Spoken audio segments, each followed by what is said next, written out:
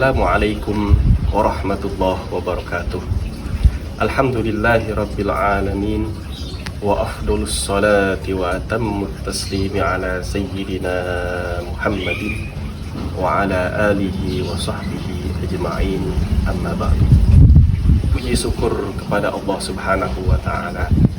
Salawat dan salam selalu kita curahkan kepada baginda alam Nabi besar Muhammad sallallahu alaihi wasallam, sahabat kaum muslimin yang dirahmati Allah subhanahu wa ta'ala. Insyaallah mulai 1 Ramadan ini tahun 1445 Hijriah, Al-Fakir akan memulai pengajian online atau pembacaan kitab online, yang mana pada kesempatan kali ini Al-Fakir kita akan membahas suatu kitab yang mana kitab ini sangat populer, terkhusus untuk para santri. Apakah nama kitab tersebut? Kitab tersebut ialah Ta'limul Muta'allim, Kitab Ta'lim Al-Muta'allim. Berbicara kitab Ta'lim Al-Muta'allim, kitab ini dikarang oleh ulama besar, dikatakan Allamatu Zamanihi, orang yang amat alim pada zamannya. Siapakah beliau? Beliau adalah Asy-Syaikh Al-Imam Burhanuddin Az-Zarnuji. Syekh Al-Imam Burhanuddin Az-Zarnuji dijuluki dengan sebutan Asy-Syaikh. Di dalam literasi bahasa Arab, ketika dikatakan kalimat Asy-Syaikh, maka akan memunculkan beberapa kemungkinan. Kemungkinan pertama ialah alimuddinil muslim, orang yang beragama Islam dan orang yang alim akan ilmu agama Islam. Maka ketika kita memanggil seorang dengan nama Syekh, ya Syekh Fulan, ya Syekh Baihaqi, ya Syekh Burhanuddin, ya Syekh Muhammad, maka kemungkinan pertama orang tersebut ialah orang yang alim dalam agama Islam. Kemungkinan kedua ialah man istabanat fihi sin wa dhahara alaihi syai', ialah orang yang sudah tampak umurnya. Maksudnya apa? Sudah tua. Maka dikatakan orang yang disebut asy-syekh ialah orang yang menjawazal khamsin, sudah memiliki umur 50 tahun. Atau dikatakan al-wahid wa khamsin, atau 51 tahun. Atau dikatakan lagi bainal khamsin wa thamanin, ialah orang yang umurnya sudah mencapai 50 tahun sampai 80 tahun.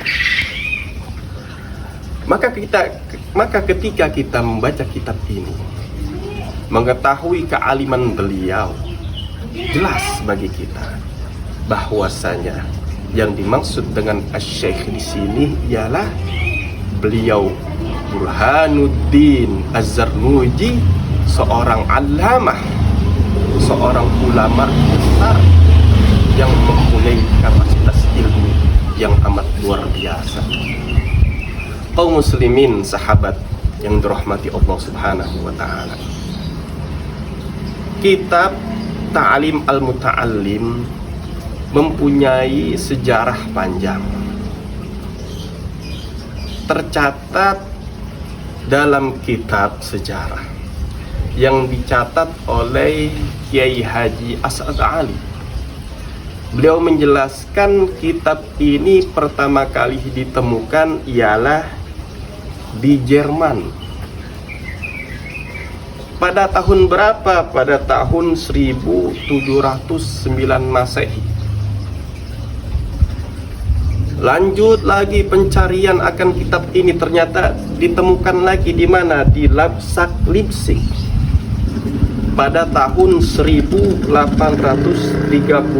Hijriah. Dengan di sana ditambahi muqaddimatul kitab. Berlanjut lagi penelusuran akan kitab ini. Ternyata ditemukan di mana? Di Marsadabad pada tahun 1265 Hijriah. Tidak sampai situ.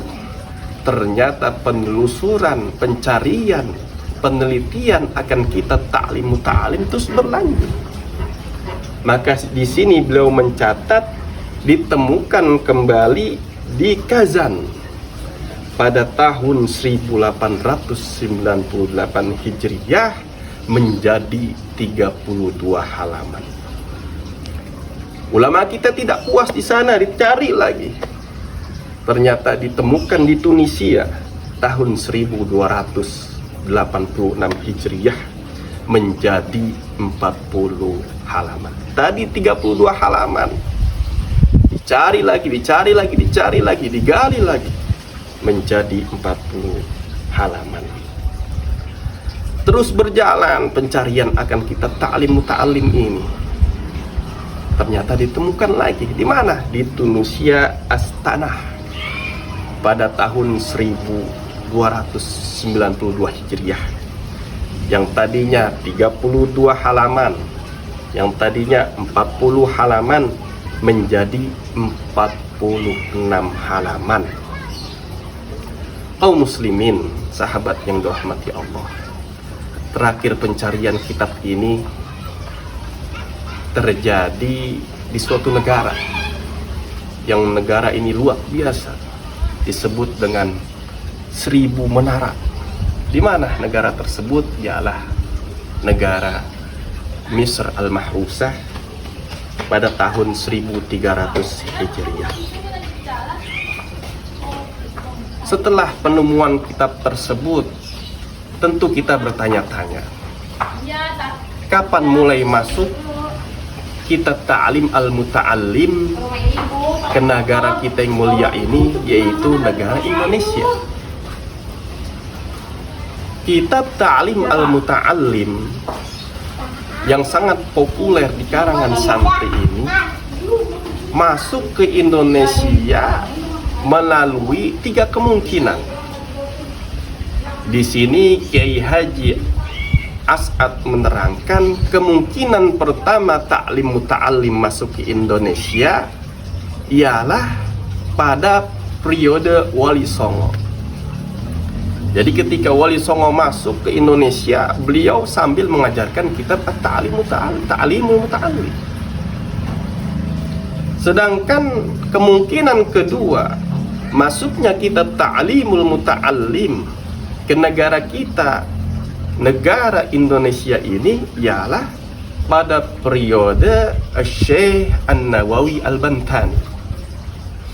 Jadi kita mempunyai ulama sangat masyhur, sangat populer yang diakui dunia. Siapa? Yaitu Syekh An-Nawawi Al-Bantani, yang makamnya ada di pemakaman Ma'la, Mekah Al-Mukarramah.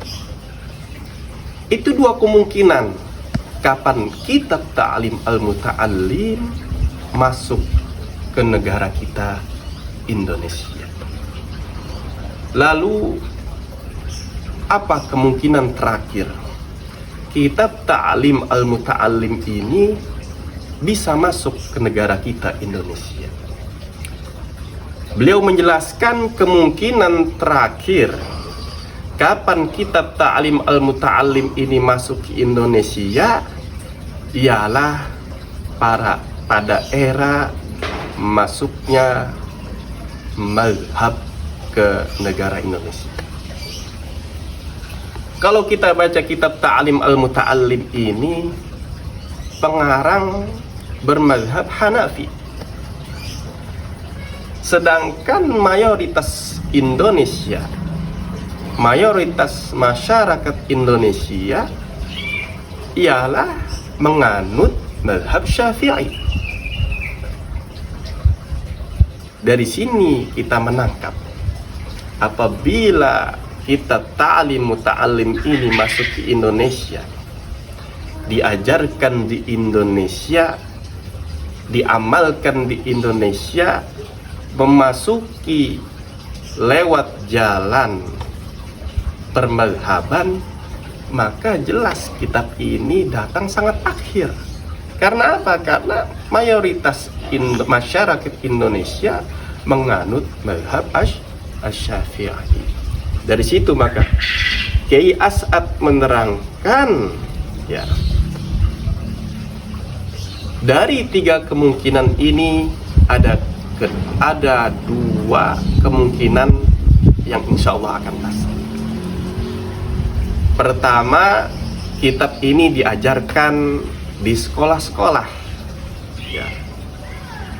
Karena pada waktu itu masih pada zaman kolonial, dan kolonial tidak membuka sekolah agama. Dan yang terakhir yang amat pasti, kitab ini diajarkan di mana? Diajarkan di pondok pesantren. Baik, itulah sejarah singkat siapa pengarang kitab Ta'lim al-Muta'allim, bagaimana perkembangan penelitian penemuan akan kitab Ta'lim al-Muta'allim, dan bagaimana cara kitab Ta'lim Muta'allim ini bisa masuk ke negara kita, yaitu Republik Indonesia. Jadi saja, kurang lebihnya mohon maaf. Wassalamualaikum warahmatullahi wabarakatuh.